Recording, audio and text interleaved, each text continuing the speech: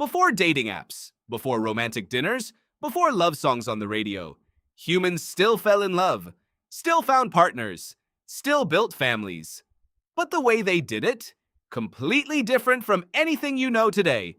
And honestly, some of it will shock you, some of it will make you laugh, and some of it might even make you think we've lost something important along the way.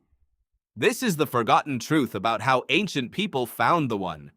For most of human history, marriage had almost nothing to do with love. Nothing. Not even a little bit. In most ancient societies, whether you look at Mesopotamia, Greece, Rome, China, or India, marriage was a business deal. A contract between two families, a political alliance, a way to combine wealth, protect land, and produce children to carry on the family name. In ancient Rome, for example, the very word we use today, matrimony, comes from the Latin word matrimonium, which literally refers to the duties of a mother. The entire point of marriage, in Roman eyes, was to produce legitimate children. Love was not part of the equation. In fact, in ancient Greece and Rome, marriage was described as a legal duty for all citizens. Not a feeling, a duty. And here's the part that really changes things. In most cases, the couple getting married had almost no say in the matter. It was the fathers who negotiated. The groom wasn't trying to impress the woman he wanted to marry. He was trying to impress her father.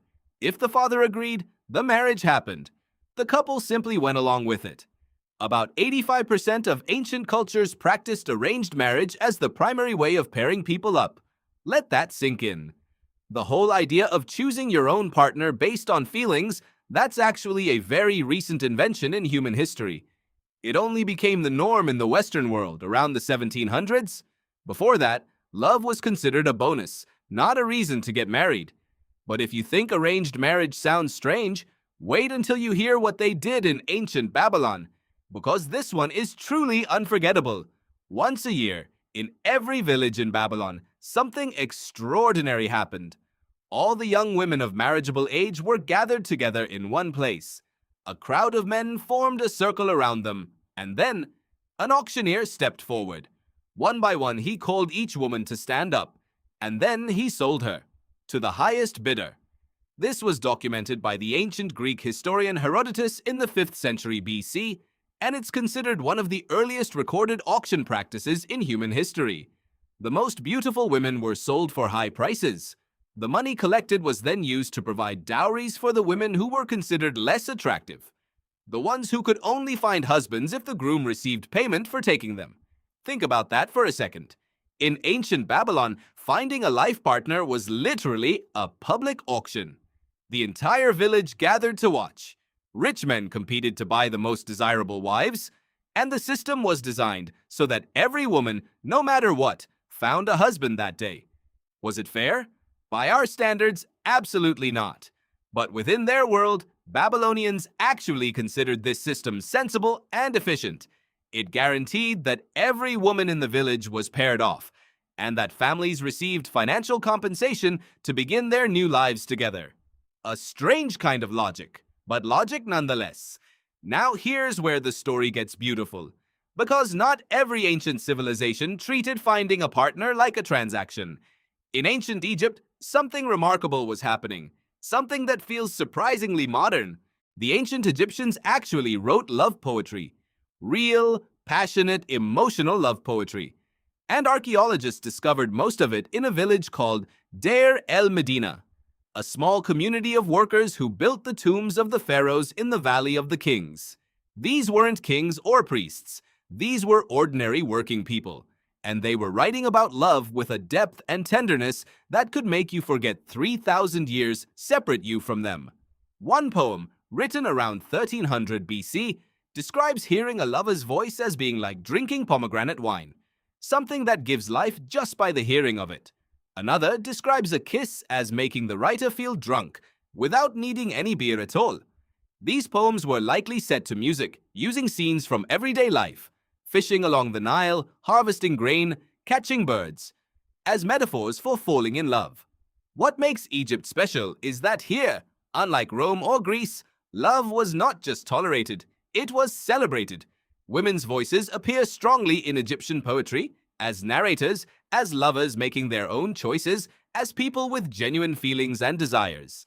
In a world where most women had little power, the love poems of ancient Egypt give us a window into real human emotion that crosses every boundary of time. So while the rest of the ancient world was negotiating contracts and calculating dowries, the Egyptians were writing songs. And that says something very beautiful about who they were.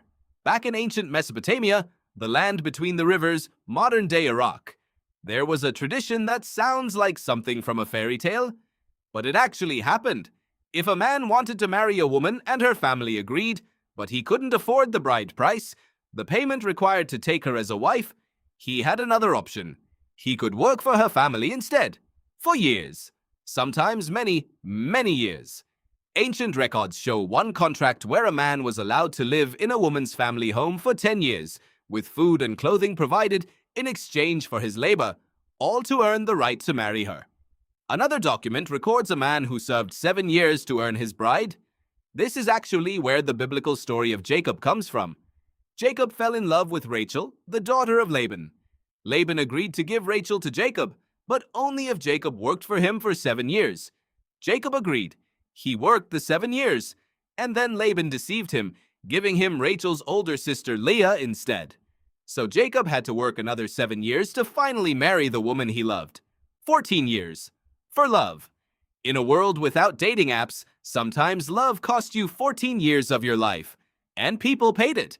Because even in the ancient world, love made people do extraordinary things. In ancient India, finding a life partner was a matter of cosmic alignment. Literally. From around 500 BC onward, the texts of ancient India described a system of matchmaking based on astrology, family background, and social standing. Families consulted priests and scholars who would compare the birth charts of potential couples. The alignment of the stars at the moment of each person's birth was studied to determine whether two people were truly compatible, not just financially or socially, but at a deeper spiritual level. If the stars said no, the match was often refused, no matter how good the family or how high the dowry. This tradition has survived for thousands of years. Even today, in many parts of South Asia, families consult astrologers before arranging a marriage. What was ancient wisdom has become a living tradition, a thread that runs unbroken from 500 BC all the way to the present day. Back in ancient Rome, the process of finding a wife had a very specific structure. And the most interesting part is that the romantic courtship, if there was any, happened not between the man and the woman, but between the man and the woman's father. The groom would approach the father, demonstrate his worthiness, his social standing, his wealth, his family reputation, and try to convince the father to give his daughter in marriage. If the father agreed, the next step was a formal betrothal. The families would gather. A ring was presented. And from that moment, the couple was considered promised to each other. What's almost never discussed is that Roman women could actually divorce their husbands relatively easily by the time of the Roman Empire. Divorces became common. Women who had financial independence could end marriages and move on. So while the system started with the father making all the choices, Roman women eventually found ways to reclaim some control over their own lives. So what does all of this tell us? What's the forgotten truth hiding inside all these ancient customs? Here it is. For most of human history, love was not the starting point of a relationship. It was something that grew, slowly, over time, between two people who were brought together by families, by economics, by politics, or even by an auctioneer in a Babylonian village. The idea that you should feel butterflies before you commit to someone? That's new. That's maybe 300 years old. And yet, the Egyptians were writing love poems 3,000 years ago. The man in Mesopotamia was working 14 years to be with the woman he loved. The young woman in ancient Egypt was choosing her words carefully to describe the feeling of hearing her beloved's voice. Love existed. It always existed. People have always felt it. But the way ancient societies approached finding a partner was built around something different from love. It was built around stability, community, survival. And there's a part of that ancient wisdom that we've quietly lost, the understanding that love doesn't have to be there at the beginning. Sometimes the most powerful love is the kind that builds slowly, over years, over shared life, over trust. They had no Tinder. They had no dating apps. They had no algorithm to match them with someone who liked the same music. What they had was community, family, and time. And somehow, out of that, they still found each other. If this made you think about love and relationships differently, that's exactly what the Forgotten Truth is here for. These are the ideas they forgot to teach you. And every week, we dig a little deeper into the past to find the truth that still matter today. Subscribe if you haven't already, and I'll see you in the next one.